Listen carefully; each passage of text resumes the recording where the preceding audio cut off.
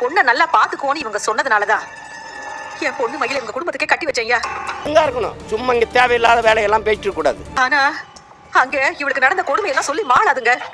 வாழ்றதே கஷ்டம், ஏன்டா வாழ்றாங்கிற மாதிரி இருக்குல்ல. சந்தோஷமா இருக்கீங்களா? சந்தோஷமா இருக்கோம்டா. இப்போ என்னடா உனக்கு?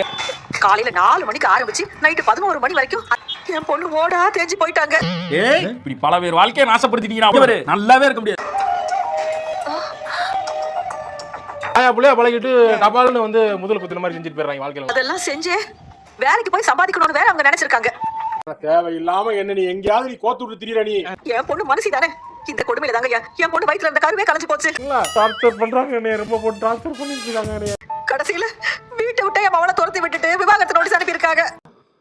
பொறுக்கி பைய ஜெயா, இவளுக்கு தங்கச்சி ஒருத்தி வேற இருக்கு, அவளை வேற நாங்க கட்டி கொடுக்கணும். சோலி முடிச்சு நான் அதையெல்லாம் யோசிப்பேனா இல்ல இவளை வீட்டுல கொண்டு போய் வச்சுக்கிட்டு பாப்பேனா? என்ன ஒரு புத்திசாலித்தனம். அப்ப நீங்களுமே 2 பேரும் சேர்ந்து வாழணும்னு சொல்றீங்களா? ஆமாங்க ஐயா.